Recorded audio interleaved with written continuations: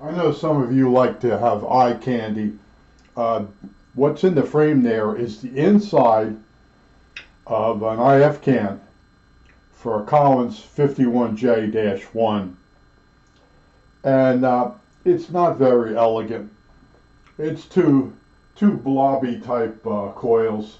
Down at the bottom, behind that tube, which you can't see, there's a uh, maybe I'll take the tube away. I'll take the tube away. Watch it go out of focus. Ah, okay.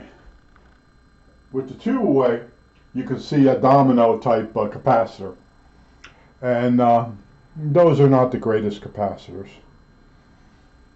They do go bad. They do become leaky. So if you have an IF problem, you might want to disconnect that and check it out with a cap checker for leakage. But all three IF cans in this radio are the same part number. Now, on really good shortwave radios, each IF can has a different distance between the two coils. This doesn't, and I'll explain. When you're in a single conversion radio, you want each IF can, as it goes towards the detector, to get more narrow.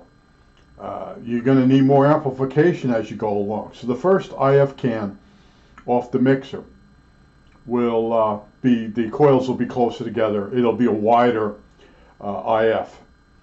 And then as you go towards the detector, the next one, the coils are further apart because there are tubes in between that amplify, and you can get away with it. And that's how you get your selectivity. Remember? Sensitivity and selectivity. Now, in a dual conversion radio, you get your selectivity from each time you go through a mixer. Now, in this case, on this Collins 50J-1, there's 3 mixers involved when you're on the AM broadcast band. That's the only band you have 3 mixers. Then it's 2 after that. So when Collins designed this, he didn't care about the IF cans. So they're they're fat. There's no elegance at all to these IF cans. And the outer can doesn't stick to a magnet, but it's very heavy. And I don't know if it's because it's extra thick aluminum. It could be aluminum because it's got that white rust on it. So I'm gonna accept the fact that it is aluminum. I'll do some more testing on the inside of the can, but the can is going white milky.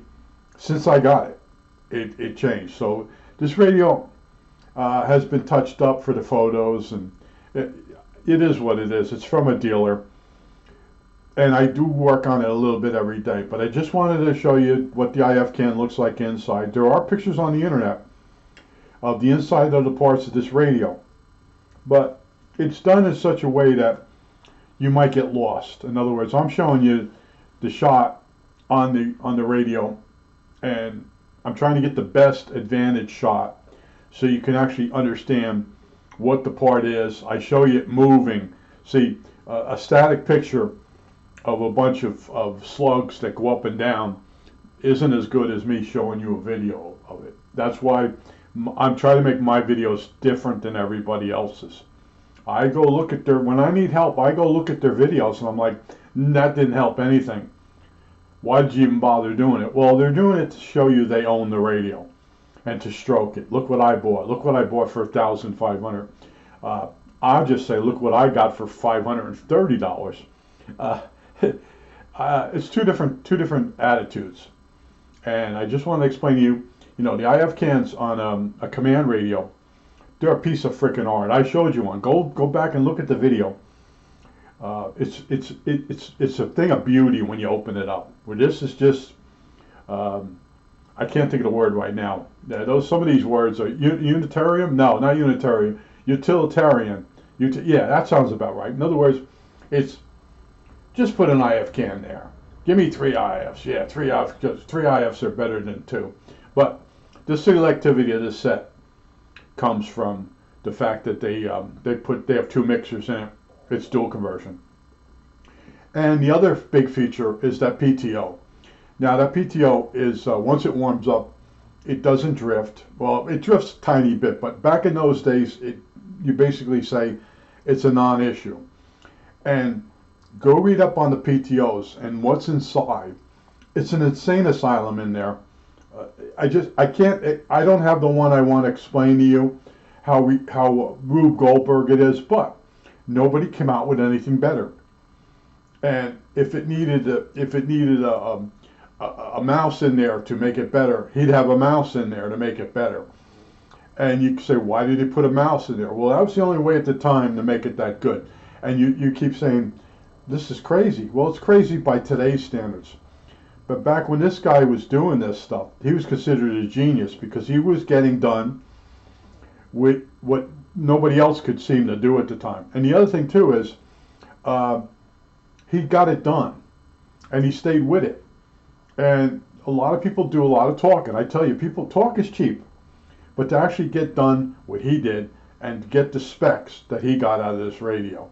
Now, since I cleaned that wafer switch, my AM band is working sort of acceptable. But I had signal all the way through the radio, through each mixer, all three mixers. But something on the band switch was preventing more gain. Probably a voltage was low. The contact going through the oxide was low. I did take voltage measurements. It could have been somehow a signal goes through that. But anyway, since I cleaned the wafer switch, things have gotten a lot better. And I told you many times before, I bought this radio because I wanted to see how it actually works.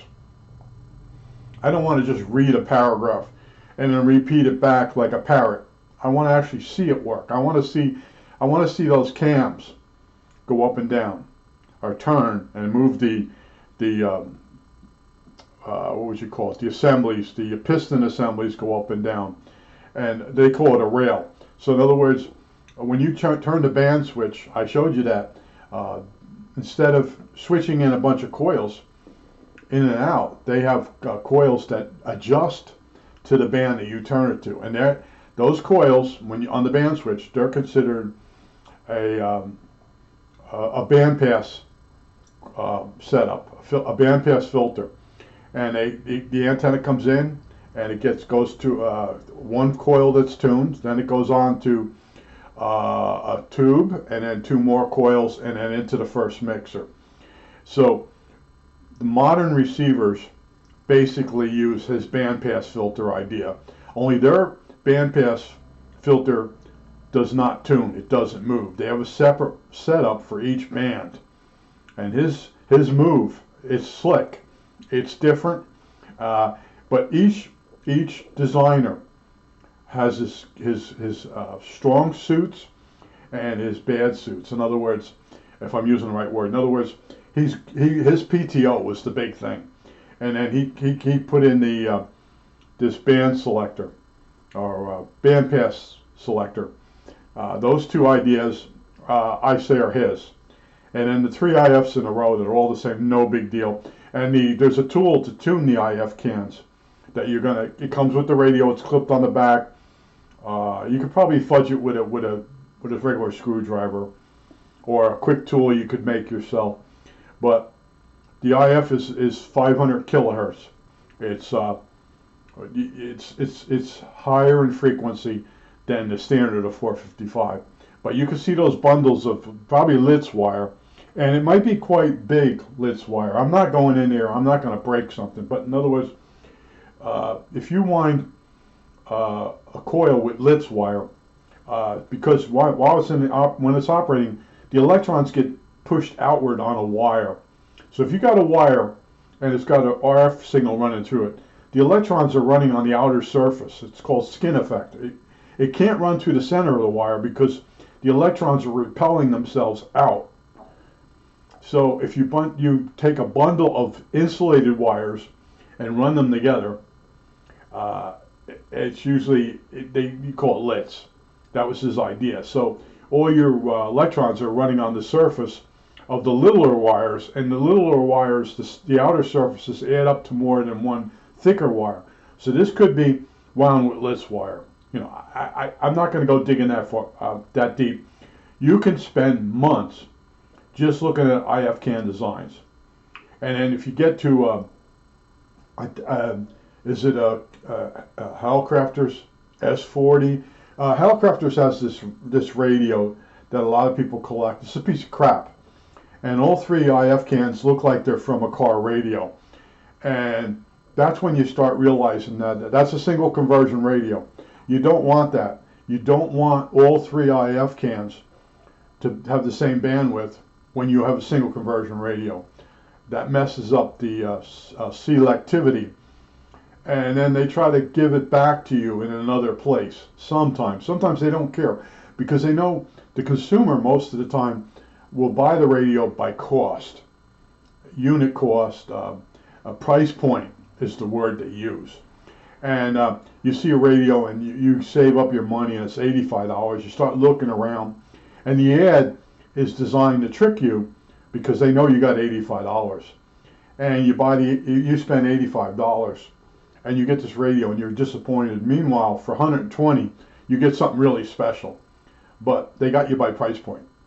And this radio didn't have a price point. This radio is just one man's design. The way I understand it, this guy actually designed this thing by himself.